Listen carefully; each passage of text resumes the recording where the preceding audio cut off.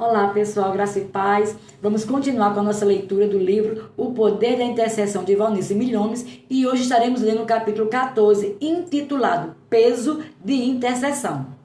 Todo intercessor será possuído por peso de intercessão. Peso é ser carregado com fardo, responsabilidade ou carga. É um encargo, sobrecarga, dever. A palavra no grego é baros e denota um peso, qualquer coisa que pressiona fisicamente, Mateus capítulo 20, verso 12, ou que faz uma exigência sobre os recursos de alguém que quer materiais, 1 Tessalonicenses capítulo 2, verso 6, ou espirituais, Gálatas 6, verso 2, Apocalipse 2, verso 24, ou religiosos, Atos capítulo 15, verso 28. Na intercessão, um senso de responsabilidade ou dever de orar, acompanhado de uma profunda intensidade, nos compele à oração. Fica bem aqui uma palavra de advertência. É preciso você saber discernir entre um peso de intercessão e uma tristeza que vem por uma opressão ou depressão. O que vem de Deus é em nosso espírito, movido de compaixão. O que vem do inimigo é sobre a alma e traz abatimento. O peso de intercessão impulsiona o orar com intensidade. O ataque inimigo induz a uma entrega passiva ao sentimento. O peso de intercessão é transmitido ao espírito. A opressão vem sobre a alma, a emoção. O peso pode levar às lágrimas. Quem partilha dos pesos do coração de Deus pela redenção deste mundo perdido, certamente provocará as lágrimas e sairá andando e chorando, como disse o salmista. Salmo 126, versos 5 e 6. Todavia, o gozo brota das lágrimas e estas sempre precedem a alegria. Não há ressurreição sem morte, nem vitória sem batalha. Certamente você sairá do peso e das lágrimas cantando e se alegrando pelo que Deus fez. Suponhamos que você é despertado do sono alerta, com peso no coração, com a lembrança de alguém. Você consulta a mente, nada encontra. Não há razão para aquilo. É aí que você consulta o Espírito e vai orar. Aquele é um peso de intercessão. Quantos ignoram esse mover e é por isso que muitas crianças espirituais são abortados e não nascem, porque falta intercessores que orem até que elas venham à luz. Antes que venha uma crise na vida das pessoas ou nações, o Espírito sempre transmite um peso de oração aos intercessores. Ele pode vir em forma de uma inquietação, um sentimento de urgência, uma possível ansiedade, lágrimas, compaixão ou através dos meios de comunicação. Ao tomar-se conhecimento de alguma coisa, pode haver uma simpatia e uma compulsão para devotar-se à intercessão. Em outras ocasiões, pode ser a lembrança de um rosto, um sonho, um pedido de oração que nos chega por carta ou telefone. Não importa o meio pelo qual o peso vem, é algo gerado pelo Espírito Santo, de acordo com Romanos 8, 26. Não vem de nós mesmos.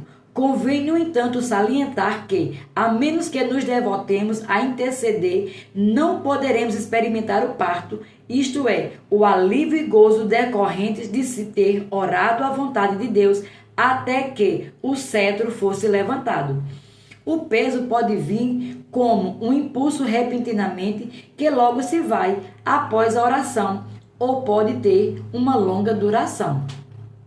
Número 1. O peso repentino. Há um impulso repentino para orar. O guerreiro de oração é de repente tomado por um ardente desejo de orar e não se sente bem enquanto não o faz. Subitamente também o peso é levantado e há uma nota de vitória, de alegria no espírito. Este é sinal de que a intercessão alcançou seu objetivo.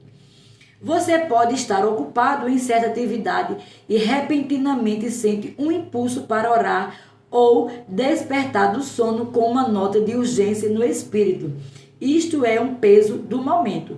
Depois de orar, você se sente bem. Cada vez que você se devota à oração, movido por um peso do Senhor, provará um tremendo gozo, pois o Espírito se regozija dentro de você. Se isso não ocorre, você pode não ter orado o suficiente até que o cetro de Deus fosse levantado ou seu peso não é do Senhor. Pode ser uma tristeza que vem como resultado de pecado não confessado ou um mau espírito de lamentação tentando destruir sua alegria. Assim como é verdade que Deus deseja que derramemos nosso coração em lágrimas, também deseja que nos regozijemos nele. Jesus disse: meu jugo é suave e o meu fardo é leve. Mateus capítulo 11, verso 30. 2. O peso a longo termo. Este é quando o guerreiro de oração é levado a orar por um mesmo assunto por um longo tempo, por exemplo, a favor dos pecadores da unidade da igreja, do avivamento, etc. É um peso contínuo que o leva a se debruçar sobre o mesmo assunto repetidamente. Suponhamos que você tem um peso de intercessão pelo corpo. Você intercede hoje pela sua unidade e sente um certo alívio. Outro dia, de repente, lá o mesmo peso, a unidade, e isso ocorre com frequência. É que a questão da unidade é um processo que envolve muita coisa e exige bem mais oração do que uma cura, uma conversão ou uma libertação. A história dos avivamentos está cheia de testemunho de servos de Deus que viviam esmagados pelo peso de intercessão a favor dos pecadores e da igreja. George Whitefield clamava em agonia: dá-me a Escócia ou eu morro. Ele rolava no chão de dor, de agonia e de intensidade. Isto é um peso de intercessão. Davi, missionário entre os índios de pele vermelha, na América do Norte, agonizava em oração e mesmo na neve suava, tamanha era a agonia de sua alma, intercedendo pela salvação dos índios. E os resultados dessas intercessões têm sido sempre um grande derramar do Espírito, convencendo pecadores e regenerando-os. Conheci no reino da Suazilândia uma etíope que era uma intercessora. Ela contou-nos como antes de irromper um poderoso avivamento na Etiópia, ela foi tomada por um peso esmagador de intercessão. Por 3 meses praticamente não dormiu. Chegava da escola onde dava aulas e dedicava as noites à intercessão. Não podia fazer outra coisa senão orar.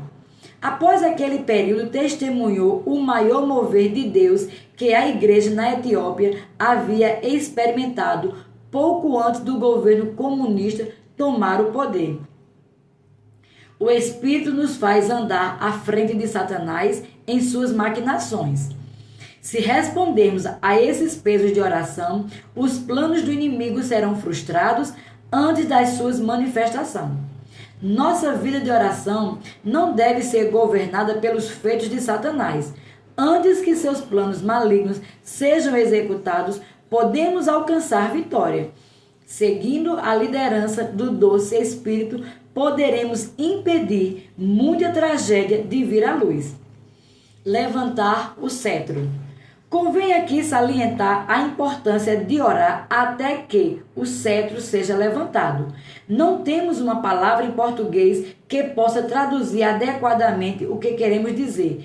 Em inglês, há uma expressão, não sei ler, mas eu vou ler do jeito que está aqui. Prayer Through, não sei. Para referir-se ao ato de orar até alcançar a vitória. Orar é o grande desafio para o intercessor.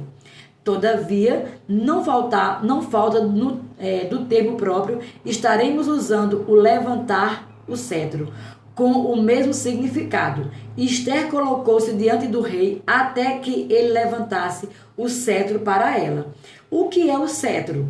Símbolo da autoridade e poder de um rei. O que significa um rei levantar o cetro? Era a expressão do seu favor, do seu sim, do seu respaldo. Suponhamos que alguém estivesse condenado à morte. Se o rei levantasse o cetro, a pena era cancelada. Portanto, esta é uma linda figura de linguagem para ser usada em português pelos guerreiros de oração. Orar até que o cetro de Deus seja levantado. Comparecemos diante do Rei Eterno para levar nossas petições, que, por sinal, são a expressão da nossa obediência ao que Ele nos convida a fazer. Iremos, portanto, orar até que, em nosso espírito, tenhamos o testemunho de que a vitória foi alcançada e o seu cetro foi levantado para nós. É bom que se saliente que alguém pode orar até que Deus levante o seu cetro e não ver o resultado de sua intercessão. Os profetas tiveram o cetro de Deus levantado diante de suas orações, apesar de somente anos mais tarde vir a manifestação da promessa. Como saber que o cetro de Deus foi levantado? Como veio o peso, virá o alívio. Como vieram as lágrimas e gemidos, virá o gozo. Nosso espírito receberá o testemunho do Espírito Santo de que está feito. O cetro do grande rei nos foi levantado. Agora só resta o gozo de ter as orações atendidas. Deixe-me dizer-lhe que não temos que ver a resposta para saber que está feito. Recebemos um testemunho em nosso espírito e podemos descansar. A materialização da resposta já está a caminho. E assim concluímos o capítulo 14. Até o próximo vídeo, em nome de Jesus.